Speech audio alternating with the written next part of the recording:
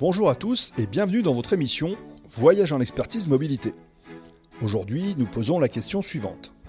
Aller vers la mobilité électrique, ça implique quoi comme changement ? Le changement le plus prévisible qu'implique la mobilité électrique est celui qui concerne le véhicule lui-même. La mobilité électrique nécessite un véhicule électrifié, que ce dernier soit 100% électrique ou hybride rechargeable. Ce type de véhicule implique bien d'autres choses. Un moyen de recharger la batterie tout d'abord. Que cette borne nécessaire au rechargement soit installée sur le lieu de travail ou au domicile du conducteur. Le ciblage de l'opérateur qui fournira la borne et l'énergie. Le choix de la borne adaptée en termes de puissance et des temps disponibles pour charger le véhicule. Là où les cartes nécessaires pour recharger sur la borne le véhicule lors de ses déplacements.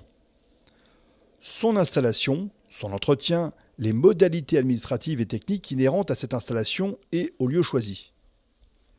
Enfin, la formation à l'utilisation de la borne, à la conduite de ce type de véhicule, sans oublier les aspects assurance du véhicule, de la borne et la nécessaire révision des documents obligatoires, comme le document unique d'évaluation des risques par exemple. Une fois ces différents items abordés, un point majeur est à traiter et avec beaucoup d'applications. Je parle de l'organisation des déplacements et plus généralement de l'organisation du travail. En effet, l'autonomie d'un véhicule électrifié, c'est-à-dire électrique ou hybride rechargeable, n'équivaut pas encore à ce que permet un véhicule thermique, du moins sur les véhicules plutôt destinés à un usage urbain ou périurbain. De même, le temps de rechargement est directement corrélé à la capacité de batterie, à la capacité de charge sur un temps donné et à la puissance de charge que délivre la borne. D'autres facteurs influent sur ce sujet. Je parle des températures extérieures qui, si une formation n'a pas été dispensée sur l'utilisation et l'éco-conduite d'un véhicule électrifié, vont générer une baisse significative de l'autonomie. Lorsqu'on me demande si ces changements vers une mobilité électrique n'est pas comme une marche trop haute, je réponds toujours avec un petit sourire, avec la citation du président américain Abraham Lincoln, « Que l'on me donne 6 heures pour couper un arbre, j'en passerai 4 à préparer ma hache ». Aller vers une mobilité électrique implique d'abord de connaître son organisation, ses usages en termes de mobilité et ses coûts.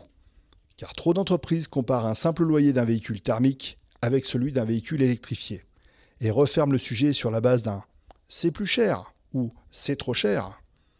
Un véhicule électrifié, lorsque le dossier est bien préparé, étudié et documenté, coûte moins cher qu'un véhicule thermique.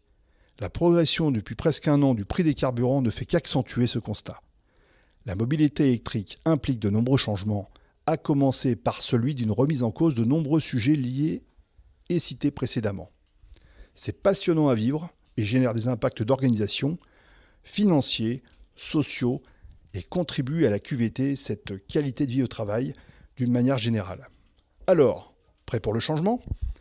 Darius Mobilité est à votre disposition pour vous aider et vous accompagner sur ces sujets de mobilité. Contactez-nous. Nous nous retrouverons prochainement sur un podcast lié à la mobilité. D'ici là, bonne route et prenez soin de vous.